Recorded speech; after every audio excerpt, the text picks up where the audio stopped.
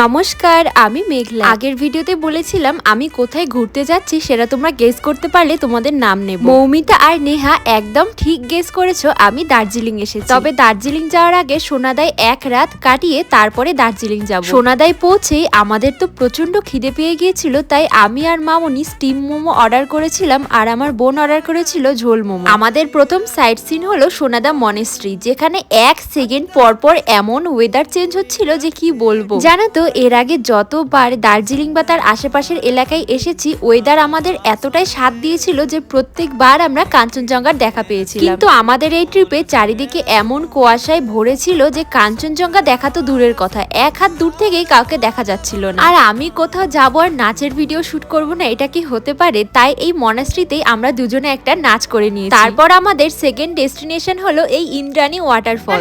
ব্রিজের উপর দিয়ে যাচ্ছি, জানি না ব্রিজটা ইউজ করা হয় কিনা। দার্জিলিং যাওয়ার 1 ঘন্টা আগে সোনাদায় এই ইন্দ্রাণী ফলসটা বেশ ফেমাস, তবে সেইখানে পৌঁছানোর রাস্তাটা একটুখানি ভয়ানক। তাই মাসি, মেশো আর আমার মামনি কেউই কিন্তু আসেনি, তারা তো গাড়ির মধ্যেই বসেছিল। আর আমরা এত সব চড়াই উতরাই আর এই সরু রাস্তাটা পেরিয়ে যখন ফলসের সামনে আসলাম, ও মাই গড, সত্যি অপূর্ব সুন্দর। আমাদের ট্রিপের মধ্যে দেখা সবচেয়ে ভালো জায়গা ছিল এটাই। তো চলো রাধে রাধে।